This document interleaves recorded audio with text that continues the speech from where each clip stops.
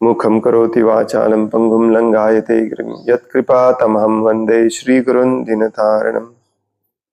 हरे कृष्ण। श्रीमद भगवद गीता जशी आहे तशी, भाषांतर आणि तात्पर्य कृष्ण कृपा श्रीमूर्ती श्री श्रीमद AC भक्तिवेदांत स्वामी प्रभुपाद यांच्याद्वारे आपण वाचत आहोत अध्याय 18वा मोक्ष संन्यास योग, गीतेचा निष्कर्ष, त्यागाची पूर्णता। आणि आज आपण वाचणार आहोत श्लोक नंबर 51, 52 आणि 53।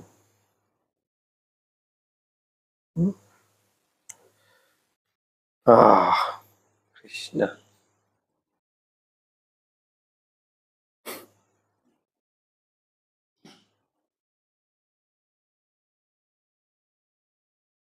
माताजींची ट्रिक वापरायला पाहिजे। To sit little in the front, in the back.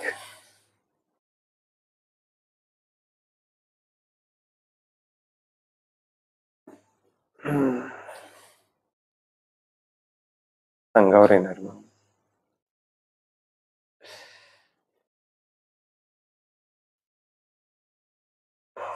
हरे Krishna. 1 minute.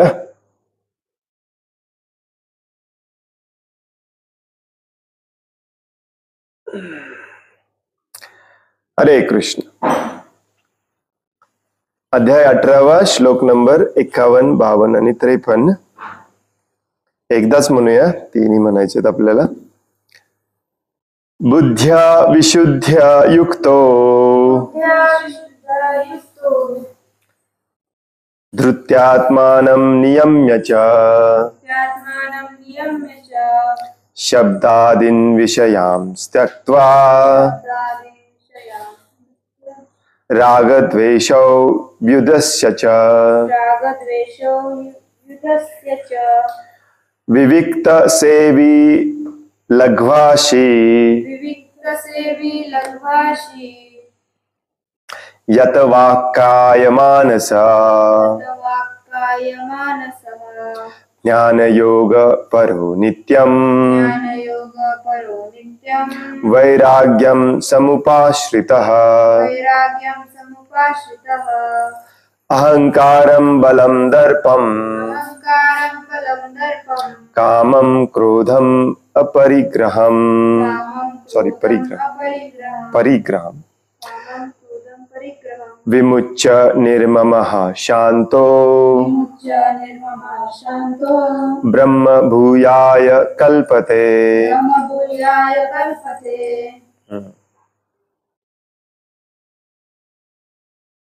Take that call. तुम्ही म्हणू नका, मी म्हणतो आणखीन एकदा। बुद्ध्या विशुद्धया युक्तो धृत्यात्मानं नियम्य च शब्दादीन् विषयांस् त्यक्त्वा राग द्वेषौ व्युदस्य च विविक्त सेवी लघ्वाशी यत वाक्याय मानसः ध्यान योग परो नित्यं वैराग्यं समुपाश्रितः। प्रत्येक शब्द महत्वाचा आहे। हे शब्द मराठीत देखील जवळपास सेमच आहेत। अहंकारं बलं दर्पं कामं क्रोधं परिग्रहं विमुच्य निर्ममः शांतो ब्रह्म भूयाय कल्पते। थोडं मागे गेलंय। ब्रह्म भूयाय कल्पते कुठे सांगितलेलं? आणखीन एका श्लोकामध्ये सांगितलंय ब्रह्म भूयाय कल्पते। ऑलरेडी झाला तो श्लोक। सेम टू सेम, ब्रह्म भूयाय कल्पते। ब्रह्म भूयाय म्हणजे ब्रह्म स्टेज पर्यंत जाणे।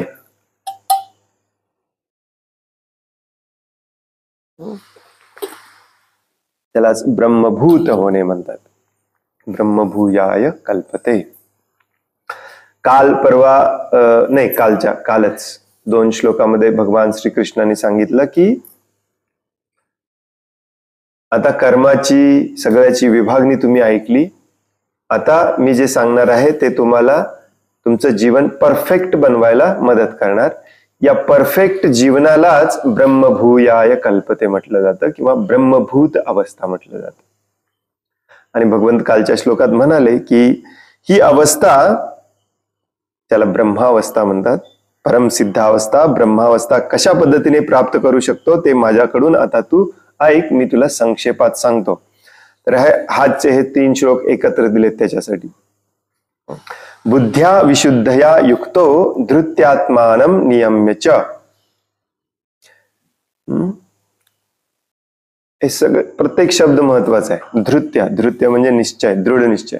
शब्दादीन विषयांस्तक्त्वा रागद्वेषौ व्युदस्य च विविक्त सेवी लघ्वाशी यत वाक्याय मानसः ध्यान योग परो नित्यम वैराग्यम समुपाश्रितः अहंकारम बलम दर्पम कामम क्रोधम परिग्रहम विमुच्य निर्ममः शांतो ब्रह्मभूयाय कल्पते. बुद्ध्या बुद्धीने विशुद्धया पूर्णपणे विशुद्ध झालेले म्हणजे शुद्ध झालेले, युक्त युक्त धृत्या दृढ निश्चयाने आत्मानं आत्मा किंवा मन नियम्य नियमित करून च सुद्धा शब्द आदीन शब्द आदि विषयान इंद्रिय विषय त्यक्त्वा त्याग करून राग म्हणजे आसक्ती, द्वेषो आणि द्वेष व्युदस्य दूर करून च सुद्धा विविक्त सेवी एकांत स्थळी वास करून लघु आशी मित आहार करून. लघु म्हणजे काय? थोडस खाऊन. इंग्लिश मध्ये एकदम सिंपल लिहितात, इटिंग ए स्मॉल क्वांटिटी. मित आहार, थोडस आहार करून. यत संयमित करून, वाक वाणी, काय म्हणजे शरीर, मानसः आणि मन, ध्यान योग परः योगामध्ये समाधिस्थ होऊन,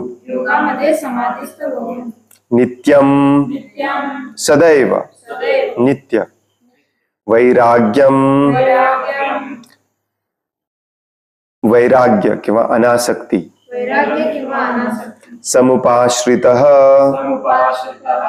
आश्रय घेऊन, अहंकारम खोटा अहंकार, बलम खोटा बल, दर्पम खोटा गर्व, कामम काम, क्रोधम क्रोध, परिग्रहम आणि भौतिक गोष्टींचा स्वीकार, विमुच्य च्यापासून मुक्त होऊन, निर्ममः मम ममत्वाच्या भावनेरहित, शांतः शांत, ब्रह्मभूयाय आत्मसाक्षात्काराकरिता कल्पते योग्य होतो. तर काल भगवंत म्हणाले की जीवन आपल्याला परफेक्ट करायचं आहे, परम सिद्धी प्राप्त करायची आहे. ती कशाने होते? जेव्हा कुठल्याही गुणामधलं कर्म तुम्ही माझ्यासाठी करायला सुरुवात करता, कुठल्याही फळाची अपेक्षा न करता, अनासक्त होऊन, भौतिक प्राकृत भोगांना तुच्छ मानून. आता ते कसं करायचं ते या 3 श्लोकांमध्ये पुन्हा एकदा सारांश म्हणून सांगितलंय, कारण हे ऑलरेडी बऱ्याचदा रिपीट केलेलं आहे भगवद्गीतेमध्ये. परंतु रिपीट करायला पाहिजे, कारण अजून आपण त्या स्टेजला गेलेलो नाही. तर बघाशी मी म्हणालो, हे कुठे आलेलं ब्रह्मभूयाय कल्पते, आठवलं का? सापडलं का? मामच यो अव्यभिचारेण भक्ती योगेन सेवते सगुणान समतीत्यैतान ब्रह्मभूयाय कल्पते. तिथे त्या श्लोकामध्ये थोडक्यात सांगितलं भगवंतांनी, इथे आता डिटेलमध्ये सांगतात. सेम ब्रह्मभूयाय कल्पते. काय सांगितलं? जो माझी अखंड अव्यभिचारी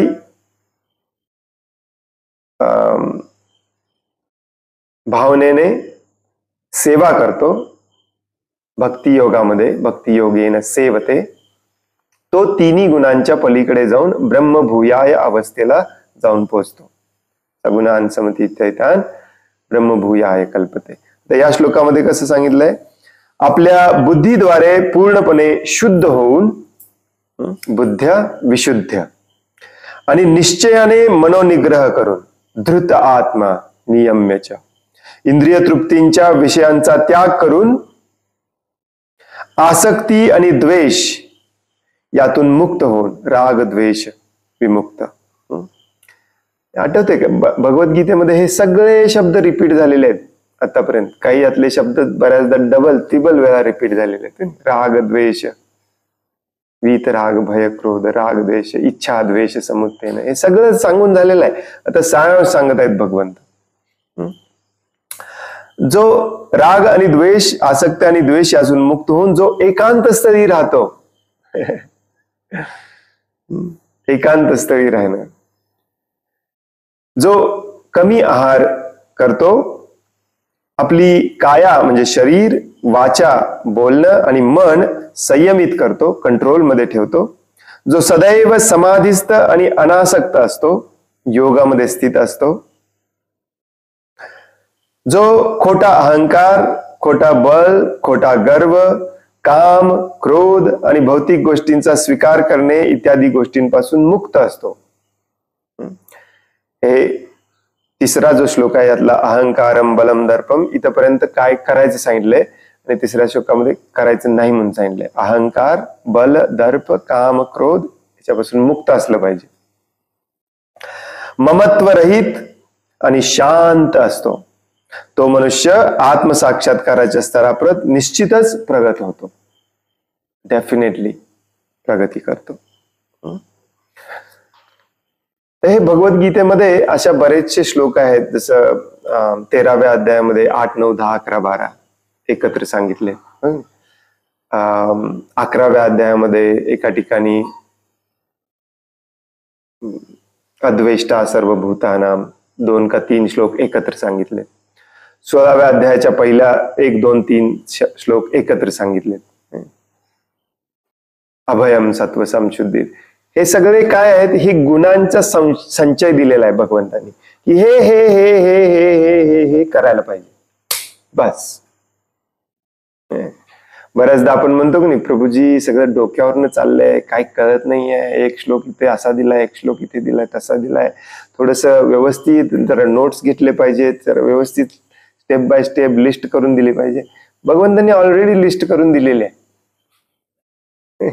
नंबर 1 बुद्धीने, नंबर 2 शुद्ध होऊन, नंबर 3 धृत्य म्हणजे दृढ निश्चयाने, नंबर 4 नियम्य कंट्रोल मध्ये सगळं ठेवून, शब्दादी विषयांत त्यक्त्वा इंद्रिय विषयांचा त्याग करून, राग द्वेष यापासून मुक्त होऊन, एकांत स्थळी राहून, कमी आहार खाऊन, काया वाचा मन यांना कंट्रोल करून, सदैव समाधीस्थ आणि अनासक्त राहून, खोटा अहंकार, मिथ्या, गर्व, काम, क्रोध, भौतिक गोष्टींचा स्वीकार यापासून मुक्त होऊन, ममत्व रहित, माझं माझं करायचं बंद करून, शांत जो असतो तो मनुष्य आत्मसाक्षात्कारामध्ये प्रगती करून ब्रह्मभूयाय ब्रह्मस्तरापर्यंत जाऊ शकतो.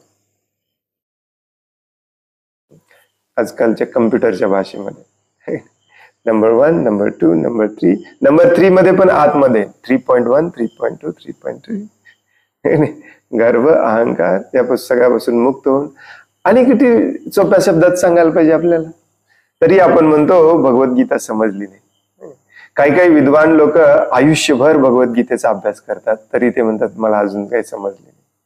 वेल, ऑफकोर्स याचा अर्थ असा नाही की मला समजली आहे, परंतु भगवद्गीता इतके प्रचंड महान असं ज्ञान आहे की बरेच लोक त्याचा बरेच वर्ष अभ्यास करतात.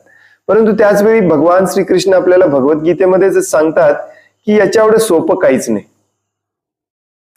कोणाला याचा अभ्यास जास्त करावा लागतो किंवा बरेच वर्ष याच्यावरती वेळ घालवायला लागतो, ज्याच्यामध्ये हे गुण आलेले नाहीत, आणि हे सहजासहजी गुण आणायचे नाही. समजायला एकदम सोपे आहेत हे गुण. इंद्रिय तृप्तीच्या विषयांचा त्याग करून, इथे मग आपलं अडकतं ऍक्च्युली, ते गोड पेंड खातं. म्हणून मग आपल्याला आपण दुसरा अध्याय वाचतो, कुठेतरी लिहिलंय का बघतो की थोडं इंद्रिय तृप्ती चालते का, कुठे लिहिलंय का. आपला हा प्रयत्न चालू असतो आयुष्यभर.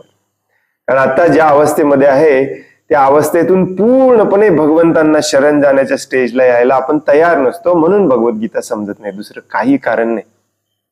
इतक्या सोप्या शब्दामध्ये कोण समजावून सांगणार आहे आपल्याला. हे वेगवेगळे जे स्वतःच्या मनाने काय म्हणतात त्याला, स्वयंरचित ज्ञान तत्वज्ञान निर्माण करून वेगवेगळे संप्रदाय तयार करतात लोक.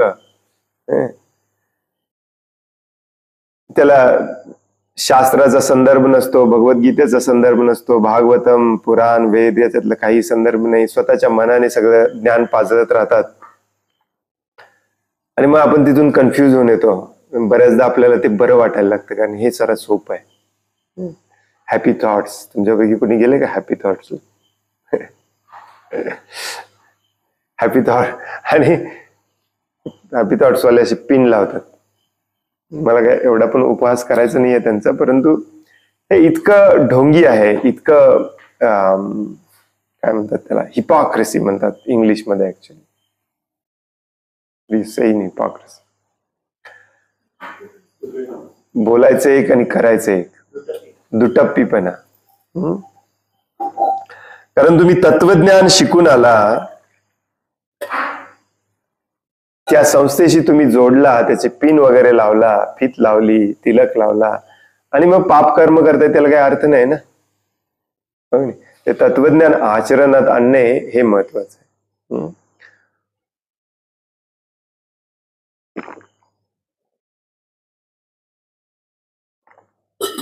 गरम नाहीये थोडस, जसं ते वाला. तर प्रभुपादांनी याच्यावरती छोटा तात्पर्य दिलेला आहे, परंतु हे प्रत्येक शब्दाचा आपण जर जाऊन अभ्यास केला तर आपल्याला लक्षात येईल की एवढंच केलं तरी बस आहे, हीच करायची आपली इच्छा नाही. प्रभुपाद काय म्हणतात तात्पर्यामध्ये, बुद्धीद्वारे शुद्ध झालेला मनुष्य सत्वगुणात स्थित राहतो. बुद्धीद्वारे शुद्ध झालेला मनुष्य सत्वगुणात स्थित राहतो. आणि बुद्धीद्वारे ज्ञानाद्वारेच शुद्ध व्हायचंय आपल्याला. अज्ञानामध्ये कोण शुद्ध होईल? ज्ञान आणि अज्ञान यातला फरक काय असतो? हे करणं चुकीचं आहे आणि हे करणं बरोबर आहे, हे समजणे, उमजणे, जाणणे आणि ते करणे. ज्ञान आणि विज्ञान. ज्ञान म्हणजे असं कुठे नसतं की तुम्हाला ही डिग्री घेतली पाहिजे, हे सर्टिफिकेट मिळवलं पाहिजे. हेच असतं प्रवृत्तींच निवृत्तींच. परवा पण आपण वाचलो की नाही, सत्वगुणी माणसाचं ज्ञान कसं असतं? प्रवृत्ती निवृत्ती, त्याला माहिती असते काय केलं पाहिजे, काय केलं नसलं पाहिजे, याचं ज्ञान असतं. ते ज्याला समजत नाही त्याला असुर म्हटलं जातं, पापी म्हटलं जातं, दानव म्हटलं जातं. एकदम सिंपल आहे. बुद्धीद्वारे शुद्ध झालेला मनुष्य, आणि शुद्ध होणे हाच भगवद्गीतेचा उद्देश आहे. स्वतःचं हृदय शुद्ध करणे हेच अध्यात्मामध्ये प्रगती करणे असतं. हाच भगवद्गीतेचा उद्देश आहे. आजपर्यंत आपल्याला दुसरा उद्देश सांगितला असेल तर हा फिक्स करा मनामध्ये. अशा प्रकारे हृदय शुद्ध केल्याशिवाय हे सगळे गुण इथे सांगितलेले, 16व्या अध्यायात सांगितलेले, 12व्या अध्यायात सांगितलेले, 13व्या अध्यायात सांगितलेले, हे सगळे गुण जोपर्यंत आपल्यामध्ये येत नाहीत तोपर्यंत आपण शुद्ध होत नाही. मग बाह्य स्वरूपामध्ये तुम्ही कपडे बदला, तिलक लावा, जप करा, उदबत्ती फिरवा, काही फरक पडत नाही. हे सांगितलंय कशाला भगवंतांनी? ते फक्त वाचून त्याचं रिपिटेशन करायला सांगितलं नाही स्टाईल मध्ये. धृतराष्ट्र उवाच, काही काही जण रोज सकाळी उठल्यावर न चुकता म्हणतात 108 श्लोक भगवद्गीतेतले आणि एकदम सुरात. धर्मक्षेत्रे कुरुक्षेत्रे, आणि ते सगळं बंद करतात, त्याला वेल्वेटचं कापड लावतात, त्याला रिबिन बांधतात, पॅन्ट शर्ट घालतात आणि जातात आपल्या उग्र कर्माला, पाप कर्म करायला. मग काय उपयोग आहे? प्रभुपादांना हे नको होतं, म्हणून प्रभुपादांनी भगवद्गीता अगदी कमीतल्या कमी खर्चात छोटी भगवद्गीता, मोठी भगवद्गीता छापून सगळ्यांच्या हातात दिली. ऑफिसमध्ये, कॉलेजमध्ये, युनिव्हर्सिटीमध्ये सगळ्यांच्या घरात नेऊन द्या. प्रभुपाद धर्मग्रंथ आहे, ह्याला असं लोक कसंही ठेवतील, टेबलवरती ठेवतील, त्याच्यावरती काही ठेवतील. प्रभुपाद म्हटले हे ज्ञान गेलं पाहिजे लोकांच्या पर्यंत. याचा अर्थ असं नाही की आपण कुठेही ठेवायची भगवद्गीता, खाली ठेवायची नाही, हे थोडस पाळायचं. परंतु हे ज्ञान आत्मसात करणे म्हणजे शुद्ध होणे असतं. आणि जर तुम्ही शुद्ध नाही झाला तर ऍक्च्युली उपयोग काय हा सगळा खडाटोप करून, हो की नाही? म्हणून पहिल्या वाक्यामध्ये श्रील प्रभुपाद म्हणतात, बुद्धीद्वारे शुद्ध झालेला मनुष्य सत्वगुणात स्थित राहतो.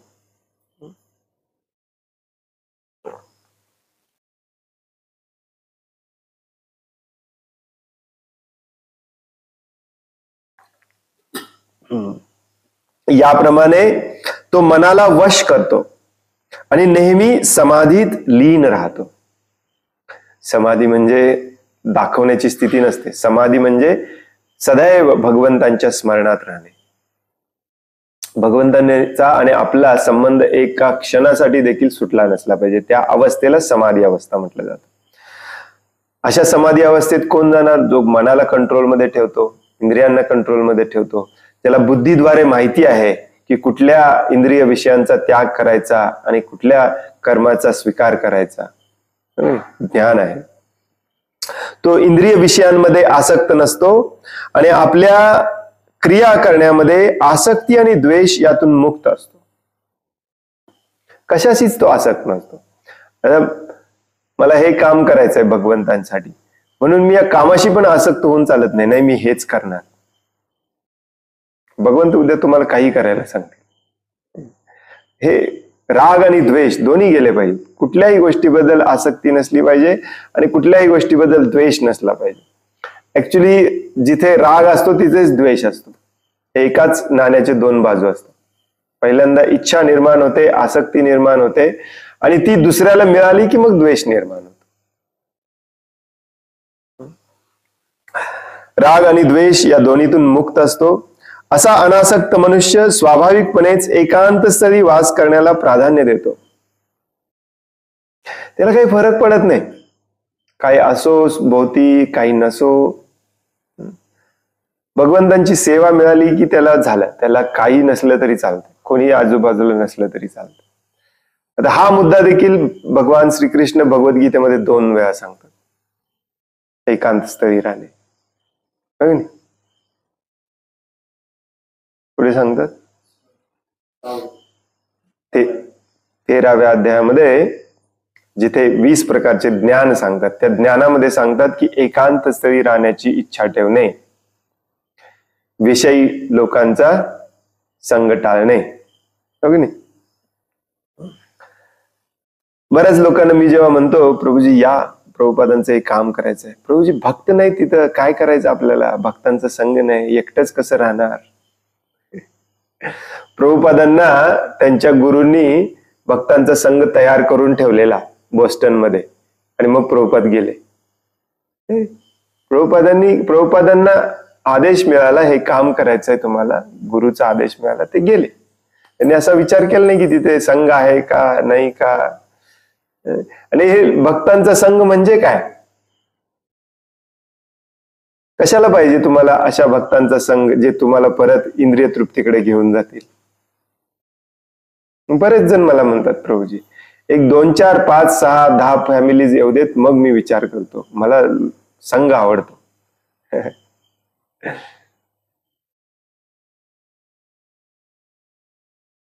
कसला संघ करतोय आपण? कधी विचार केलाय आपण कसला संघ करतोय? खरोखर शुद्ध भक्तांचा संघ करतोय का? बरेच जण मला म्हणतात माझ्या मुलाच्या वयाची तिथं मुलं असली पाहिजे, मुलांना त्याचा चांगला संघ मिळायला पाहिजे. परंतु आता जो संघ मिळतो तो चांगला आहे का?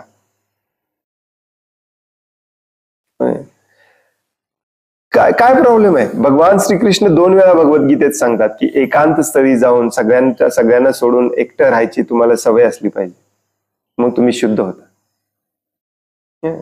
13th चॅप्टर,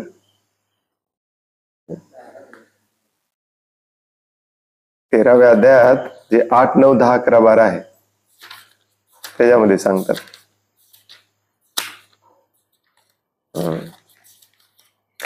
या एकांतवासात राहण्याची उत्कट इच्छा करणे, सामान्य लोकांपासून अलग होणे. काय प्रॉब्लेम आहे मग? अशा व्यक्तीलाच भगवान श्रीकृष्ण भगवद्गीतेमध्ये 1-2 वेळा म्हणतात. भागवतामध्ये खूप छान या शब्दाचा उल्लेख केलेला आहे. त्याला म्हणतात आत्माराम. आत्माराम या शब्दाचा अर्थ असतो तो स्वतःच्या आत्म्यामध्ये त्याला आनंद असतो, त्याला दुसऱ्या भौतिक कुठल्याही गोष्टीची, वस्तूची, व्यक्तीची गरज नसते आनंदासाठी. आणि मग त्यामुळे त्याला दुःख नसतंच, कारण या भौतिक जगामधली प्रत्येक गोष्ट ही क्षणभंगूर आहे, शाश्वत नाही. म्हणूनच तो आनंदी असतो, शांत असतो, सुखी असतो, समाधानी असतो. असा अनासक्त मनुष्य स्वाभाविकपणे एकांत स्थळी वास करण्याला प्राधान्य देतो, आवश्यकतेपेक्षा अधिक भोजन ग्रहण करत नाही आणि आपल्या शरीराच्या व मनाच्या क्रियांना संयमित करतो. आवश्यकतेपेक्षा अधिक भोजन करायचं नाही आणि आवश्यकतेपेक्षा अधिक झोपायचं नाही, हे देखील भगवद्गीतेमध्ये ऑलरेडी सांगितलं ना. खूप इम्पॉर्टंट आहे ऍक्च्युली. आयुर्वेदाप्रमाणे देखील तुम्हाला निरोगी राहायचं असेल तर हे खूप गरजेचं आहे. आवश्यकतेपेक्षा कमी खाल्लं पाहिजे. ज्याला इथपर्यंत ठासून ठासून खायची सवय असते तो कायम आजारी असतो. आणि म्हणून आयुर्वेदामध्ये सांगितलेलं आहे की खाली जमिनीवर मांडी घालून बसून कधीही प्रसाद घेतला पाहिजे, कारण त्या बसण्याच्या पोझिशन मध्येच ऍक्च्युली त्या पोटातल्या ज्या ठराविक नसा असतात त्यांना कळतं की पोट भरलेलं आहे. जेव्हा ते तुम्ही रिलॅक्स होऊन खुर्चीवर बसता तेव्हा त्यांना लवकर कळत नाही, त्यामुळे जास्त खावं लागतं. सिग्नल जायला पाहिजे ब्रेनला भरलंय म्हणून, पोट भरलंय म्हणून. आणि उभा राहून जेवण्याची आजकाल नवीनच पद्धत निघालेली आहे, बफे म्हटलं जातं त्याला, बफे. त्याच्यामध्ये तर लोक ठासून ठासून खातात. मग काय करायचं? का सांगितलंय ऑलरेडी आपण वाचलं ऍक्च्युली. मग कितव्या अध्यायात तो श्लोक आहे मी विसरलो. जास्त खाल्लं नसलं पाहिजे, जास्त झोपलं नसलं पाहिजे. एक श्लोक, युक्त आहार युक्त विहार युक्त कर्मस्य, ते तर सांगितलेलंच आहे. आहार विहार म्हणजे फिरणे आणि कर्म हे बरोबर व्यवस्थित असलं पाहिजे. परंतु एका श्लोकामध्ये कमी खाल्लं पाहिजे, कमी झोपलं पाहिजे हे पण सांगितलं भगवद्गीतेमध्येच. कारण अति आहार जो करतो तो आळशी बनतो, त्यालाच अति झोप पण येते. आणि आळस, प्रमाद, झोप हे तमोगुणाचं लक्षण आहे. जो अति आहार करतो त्याला अति संग्रह करायची पण सवय असते. अधिक धन, अधिक संपत्ती, अधिक धान्य सगळं साठवून ठेवायची, अधिक कपडे साठवून ठेवायची सवय असते. आणि हे भौतिक जगापासून तुम्हाला दूर होऊ देणार नाही.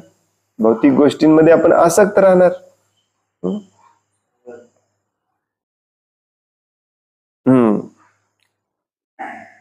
अधिक भोजन ग्रहण करत नाही आणि आपल्या शरीराच्या व मनाच्या क्रियांना कंट्रोलमध्ये ठेवतो, कासवाप्रमाणे. हा मुद्दा तर भगवद्गीतेमध्ये पानापानावरती दिलेला आहे. शरीराला आणि मनाला, इंद्रियांना कंट्रोल करणे, आत्मसंयम. त्याच्या ठिकाणी मिथ्या अहंकार नसतो, खोटा अहंकार, कारण तो देहात्म बुद्धीतून मुक्त असतो. हा जो खोटा अहंकार आहे हा सुरूच होतो मी शरीर आहे यापासून. हाच खरा अहंकार आहे. मी आत्मा नाही, मी शरीर आहे, हे जोपर्यंत मनामध्ये फिक्स आहे तोपर्यंत आपल्याला सगळ्या प्रकारचा अहंकार असणार, कारण शरीराशी संबंधित मग सगळं माझं आहे. अहम ममेति, शर्ट माझा आहे, पेन माझा आहे, फोन माझा आहे, पत्नी माझी आहे, मुलं माझी आहेत, घर माझं आहे, सगळं. या खोट्या अहंकारातून, मिथ्या अहंकारातून बाहेर पडायचं असेल तर पहिल्यांदा ही देहात्मबुद्धी घालवली पाहिजे. अनेक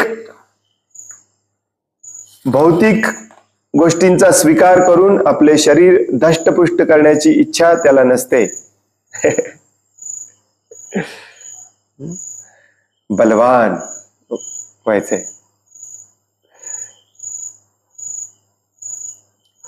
हे मॅक्झिमम लोक जे बलवान व्हायचा प्रयत्न करत असतात ना, बॉडी बिल्डिंग,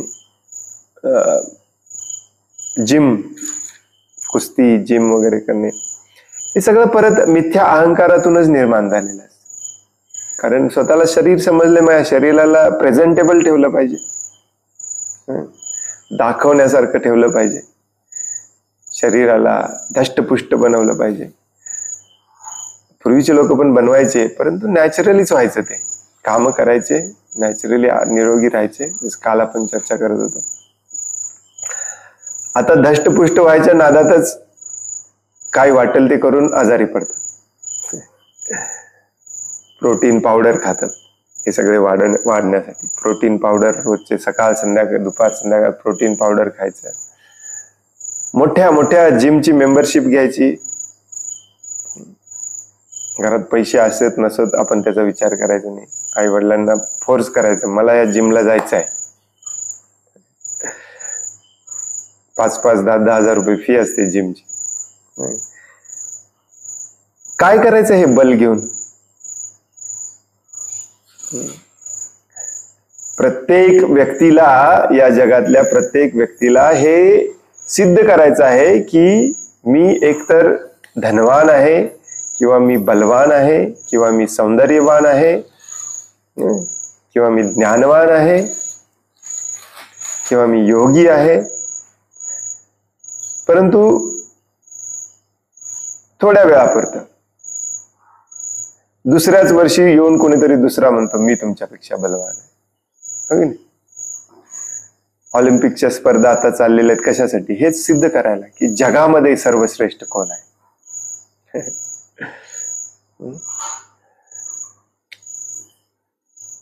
आणि मग 4 वर्षातून एकदा हे सिद्ध केलं जातं, जगामध्ये सर्वश्रेष्ठ बॉक्सर मी आहे, सर्वश्रेष्ठ धनुर्धर मी आहे. 4 दिवस त्याची चर्चा होते, सगळे विसरून जात. बरोबर आहे ना? आणि 4 वर्षांनी परत दुसरा कोणीतरी येतो, तो म्हणतो तुझ्यापेक्षा मी बलवान आहे. हेच भौतिक जगाचं लक्षण आहे. आणि जरी तुम्ही प्रत्येक ऑलिम्पिक मध्ये जरी जिंकत गेला, प्रत्येक मॅच जरी जिंकत गेला, तरी एक दिवस तुम्हाला हे शरीर साथ द्यायचं बंद करतं आणि तुम्हाला हरावंच लागतं. तोपर्यंत आपण मान्य करत नाही की भगवंत सगळ्यात बलवान आहेत. तोपर्यंत आपला हाच विचार असतो, हेच आपल्याला सिद्ध करायचं चाललेलं असतं की मी बलवान आहे. तो सगळ्यात मोठा हेवीवेट चॅम्पियनशिप मध्ये नंबर 1 बरेच वर्ष होता, त्याचं नाव काय? मोहम्मद अली.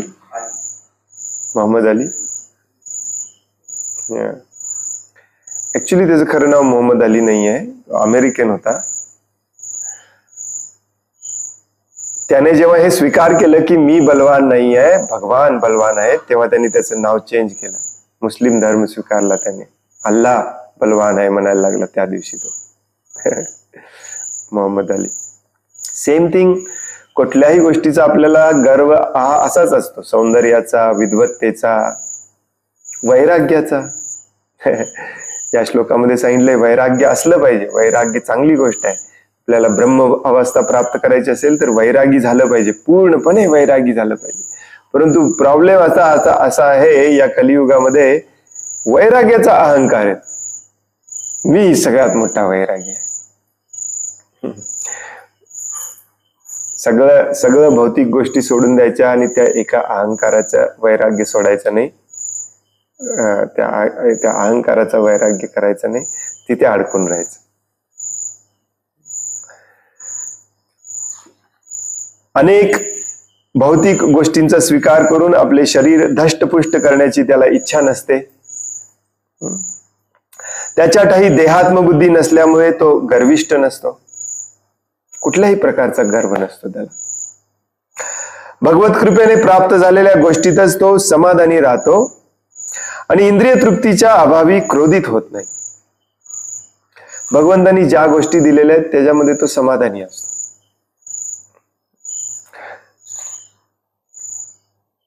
कामम मध्ये सांगितलं. आणि अशा समाधानी माणसाला मग क्रोध यायचा संबंधच नाही. क्रोधित कशाला होणार, हो की? जो कामातून निर्माण झालेला क्रोध असतो तो खूप डेंजरस असतो आपल्यासाठी. आपण हे बऱ्याचदा याच्यावरती चर्चा केली. वीतराग भय क्रोध कामेश क्रोधेश, कितीतरी वेळा भगवंतांनी हे सांगितलेलं आहे भगवद्गीतेमध्ये. हेच आता हे ते समराईज केलेलं आहे.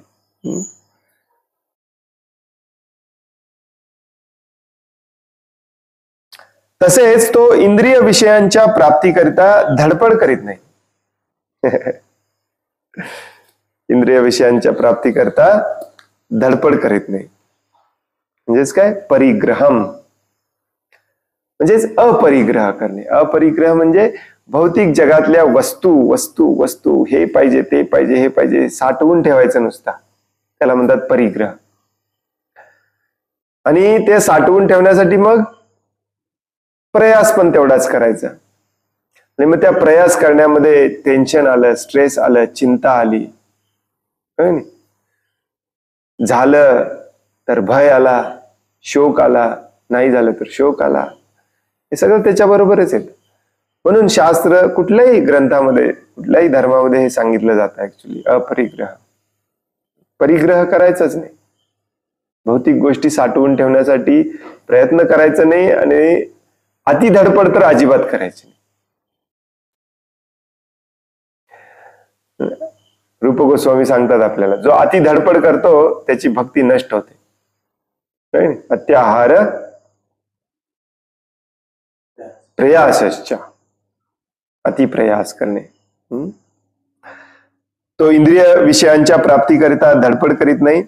या प्रकारे तो जेव्हा मिथ्या अहंकारापासून पूर्णपणे मुक्त होतो तेव्हा सर्व भौतिक गोष्टींपासून अनासक्त होतो आणि हीच ब्रह्म साक्षात्काराची अवस्था. या अवस्थेलाच ब्रह्मभूत अवस्था किंवा ब्रह्मावस्था किंवा काय म्हटलेलं आहे परम सिद्धावस्था, ब्रह्म साक्षात्काराची अवस्था वेगवेगळ्या शब्दाने याला म्हटलं जातं. इंग्लिशमध्ये त्याला म्हणतात एनलाइटनमेंट. कधी ऐकलंय का तुम्ही? पाश्चात्य देशातले लोक इथे येतात आणि म्हणतात I want to be enlightened. त्यांना वाटतं की गांजा मारला, सुट्टा मारला की एकदम जी अवस्था प्राप्त होते त्यालाच ब्रह्मभूत अवस्था म्हटली जाते. आणि असे लोकच प्रभुपादांकडे आले आणि भगवंतांनीच ती अरेंजमेंट केली होती. आणि प्रभुपादांनी त्यांना सांगितलं की त्या नशेच्या पलीकडचे मी नशा तुम्हाला देतो, या. त्याला म्हणतात ब्रह्मभूत अवस्था, ज्याच्यामध्ये तुम्हाला या भौतिक जगातल्या कुठल्याही गोष्टीची गरजच लागत नाही. उलट वाक्य म्हणायचं तर जोपर्यंत या भौतिक जगातल्या एखाद्या तरी गोष्टीची तुम्हाला गरज भासते, आसक्ती आहे, तोपर्यंत तुम्ही त्या अवस्थेला जाऊ शकत नाही. आणि याच्यात तुमचं नुकसान आहे, कारण त्यामध्ये जो आनंद आहे तो परम आनंद आहे.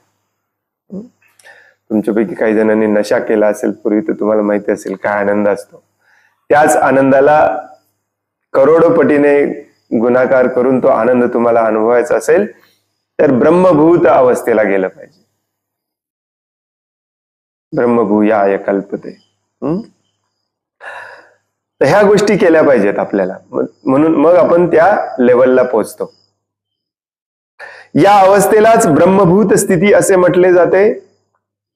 देहात्मबुद्धीतून मुक्त झाल्यावर तो शांत होतो आणि कोणत्याही प्रकारे प्रक्षुब्ध होत नाही.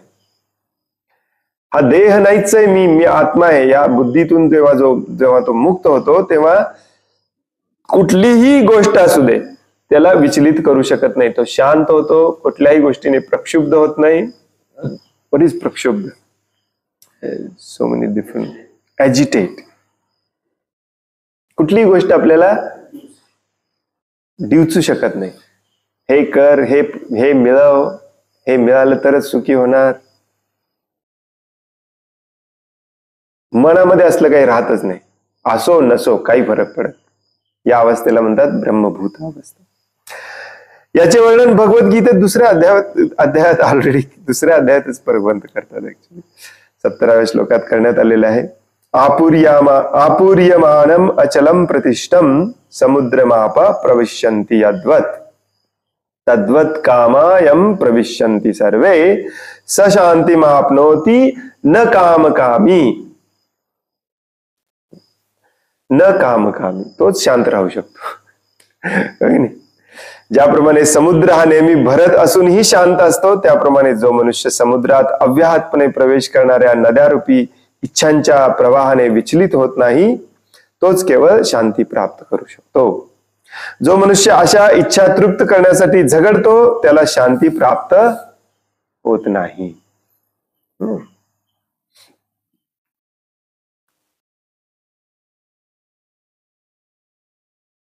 कितीही इच्छा आहे होत, शांत असलं पाहिजे आपण, तोच मनुष्य शांत राहू शकतो. आणि जो शांत असतो तोच समाधानी असू शकतो, आणि जो शांत आणि समाधानी आहे तोच सुखी असू शकतो. जेव्हा मनामध्ये एका क्षणासाठी जरी विचार आला, अरे हे मिळवलं नाही, अरे हे हरवलं, तुमची शांतता भंग झाली. शांतता भंग झाली म्हणजेच तुमचं सुख हरवलं. कॉमन सेन्स आहे, हो की नाही? अगदी कॉमन सेन्स. फक्त हे कॉमन सेन्स आपल्याला प्राप्त होत नाही कारण आपण या प्रकारे शांती प्राप्त करायचा प्रयत्न करत नाही.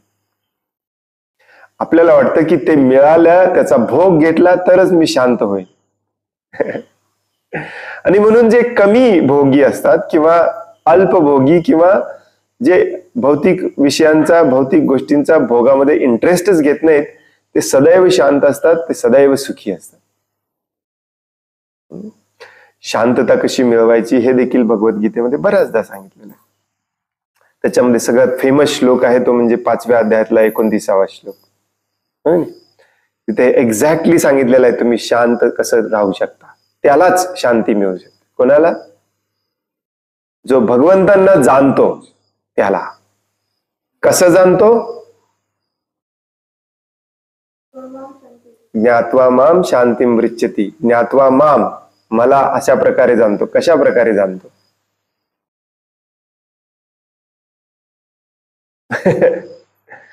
भोक्ताराम यज्ञ तपसाम सर्व लोक महेश्वराम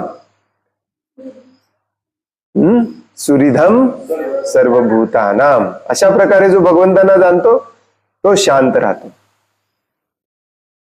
प्रभुपाद हा श्लोक इतक्या ठिकाणी सांगतात की ते तुमच्या डोक्यात बसतं. प्रभुपादांचे लेक्चर ऐकलं.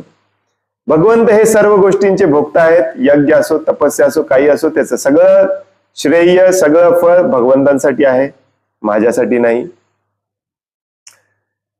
भगवंतच सर्वांचे कंट्रोलर आहेत, नियंत्रक आहेत. सगळ्यांवरती, सगळ्या गोष्टीवरती भगवंतांचंच कंट्रोल आहे, माझ्या हातात नाही. भगवंत माझे एकदम जवळचे मित्र आहेत, माझ्या भल्यासाठीच सगळं सांगतात, माझ्या भल्यासाठीच सगळं करतात. या प्रकारे भगवंतांना जो जाणतो त्याला शांती मिळते. ज्ञात्वा माम शांतीम मृच्छति. तो व्यक्ती शांत होतो. त्याची ही लक्षणं दिलेली आहेत तिथे. बुद्धी, विशुद्धी, धृत्य, हे सगळं जे आज श्लोकामध्ये दिलेलं आहे ते आपण त्या लेवलला आलं पाहिजे. मग आपण शांत होतो, म्हणजेच आपण सुखी होतो. आपण सकाळी चर्चा करत होतो का कालच्या संध्याकाळी चर्चा करत होतो की अध्यात्मामध्ये पुढे जायचं आहे म्हणजे तुमचं सुख कुणीच हिरावून घेणार नाही. तुमच्या सुखासाठीच अध्यात्म आहे. जो व्यक्ती शांत असतो तो सुखी असू शकतो. ज्याच्याकडे करोडो अब्जावधी रुपये, संपत्ती, सुंदर सौंदर्य, कुल, विद्वत्ता सगळं आहे, तो जर शांत नसेल त्याचा काहीच फायदा नाही. तो कधीच सुखी राहू शकत नाही. आणि या अवस्थेलाच ब्रह्मभूत अवस्था म्हटलेलं आहे. ब्रह्मभूत अवस्था. इंटरेस्टिंगली याच्या पुढचा जो श्लोक आहे त्या श्लोकामध्ये भगवंत अगदी सोप्या शब्दामध्ये ही अवस्था सांगणार आहेत. ब्रह्मभूत अवस्था काय असते. आज आपल्याला वेळ नाही त्यामुळे तो आपण उद्याच वाचायचं आहे.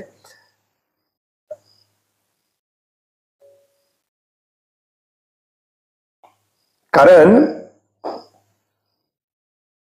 प्रभुपादांच्या सांगण्यामध्ये बऱ्याच वेळेला हा फेमस श्लोक आहे जो उद्याचा श्लोक आहे. ब्रह्मभूत प्रसन्न आत्मा. सेम आज जे वाचलं तेच रिपीट केलेलं आहे, परंतु एकदम एका वाक्यात रिपीट केलेलं आहे. ब्रह्मभूत प्रसन्न आत्मा म्हणजे अशा ब्रह्मावस्थेला पोहोचलेला व्यक्ती प्रसन्न असतो. न शोचती न कांक्षती, कशाबद्दल शोक करत नाही, कशाची अपेक्षा करत नाही, आकांक्षा करत नाही. आणि याच्यामध्ये सगळ्यात महत्वाचा पॉइंट दिलेला आहे तो म्हणजे समः सर्वेषु भूतेषु.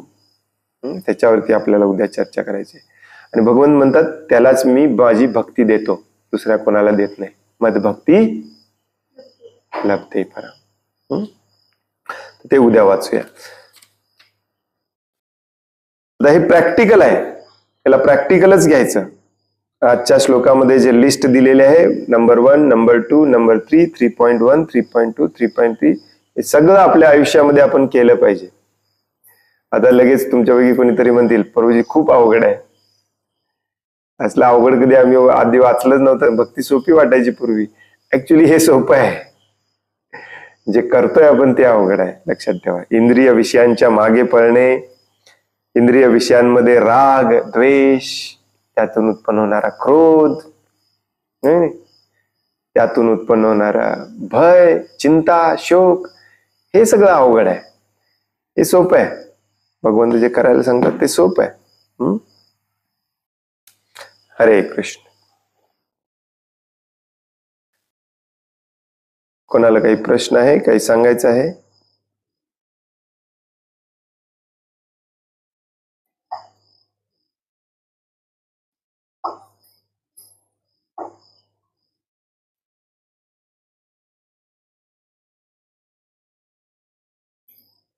येस. एकांत जागेत राहण्याबद्दल एकांत जागेत राहण्याबद्दल हे थोडस विचित्र वाटतंय एकांत जागी राहणे. कारण प्रभुपाद सांगतात की आपल्याला सगळ्यांच्या मध्ये जाऊन प्रचार करायचा आहे, एकटं राहायचं नाही. भगवंत 2 वेळा का सांगतात एकांत जागी राहायला पाहिजे, एकांत जागी राहायला पाहिजे? पहिल्या ठिकाणी जिथे सांगतात तिथे त्याचं उत्तर आहे. त्याच्या पुढे काय लिहिलंय?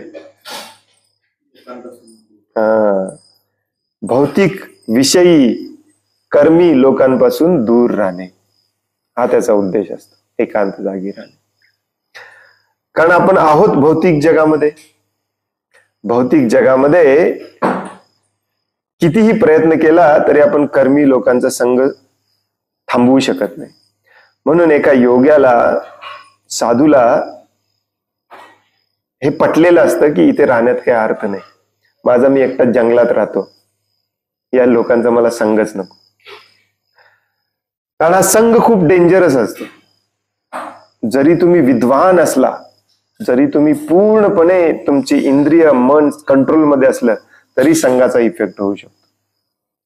अँड दॅट्स वाय आपण हा संघ पूर्णपणे टाळला पाहिजे. पूर्णपणे टाळला पाहिजे.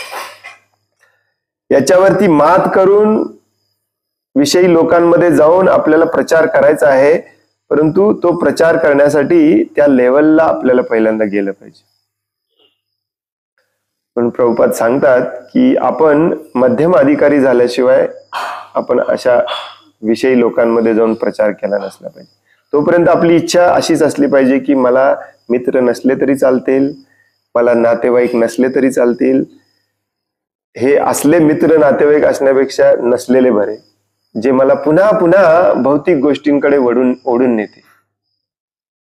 आणि म्हणून एकांत स्थळी राहायची उपदेश परत परत दिला जातो आपल्याला. म्हणून वानप्रस्थ आश्रमाला वानप्रस्थच म्हटलेलं आहे, वनाकडे प्रस्थान करणे. गावातून, घरातून, नुसतं घरातूनच नाही, गावातून पण बाहेर पडणे, एकटं राहणे, तपस्या करणे. तपस्या करायची असेल तर एकटं राहणे खूप महत्वाचं आहे. वानप्रस्थ म्हटलं जातं त्याला, हो की नाही. पण सकाळी आपण वाचत होतो 12व्या स्कंदातला श्लोक, तिथे म्हटलेला आहे कलियुगामध्ये या पतित अवस्थेमध्ये वानप्रस्थ लोक गावातच राहतील, एकटे राहायला जाणार.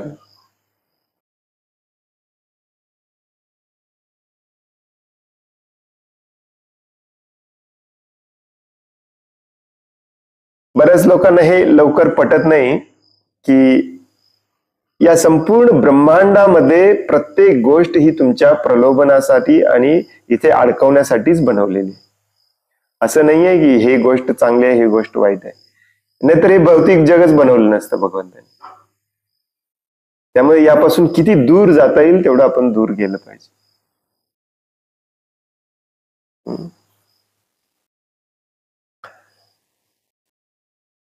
कुणी लोकांमध्ये जाऊन भक्तीचा प्रचार केला पाहिजे? येस, पण ते ठरवायचं कोणी? गुरुनी ठरवायचं. गुरु तुमची अवस्था बघून ठरवतात की तुम्ही ब्रह्मचर्य पाळू शकता की गृहस्थ आश्रमामध्ये जायला पाहिजे. तुम्ही आता गावात जाऊन प्रचार करण्यासाठी तुमचं मन स्ट्रॉंग झालेलं आहे की नाही.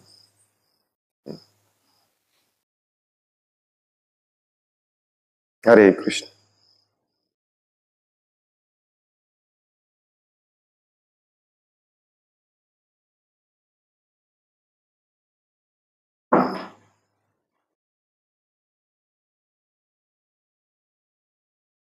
आणखीन कोणाला काही प्रश्न आहे, काही सांगायचं आहे?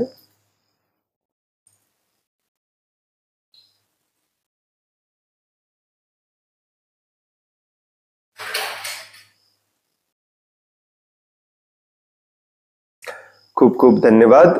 वांछा कल्पतरुभ्यश्च कृपा सिंधुभ्य एव च पतितानां पावनेभ्यो वैष्णवेभ्यो नमो नमः. अनंत कोटि वैष्णव वृंद की जय. वैष्णव ठाकुर शिल प्रभुपाद की जय. भगवद गीता जशी आहे तशी की जय. हरे कृष्ण.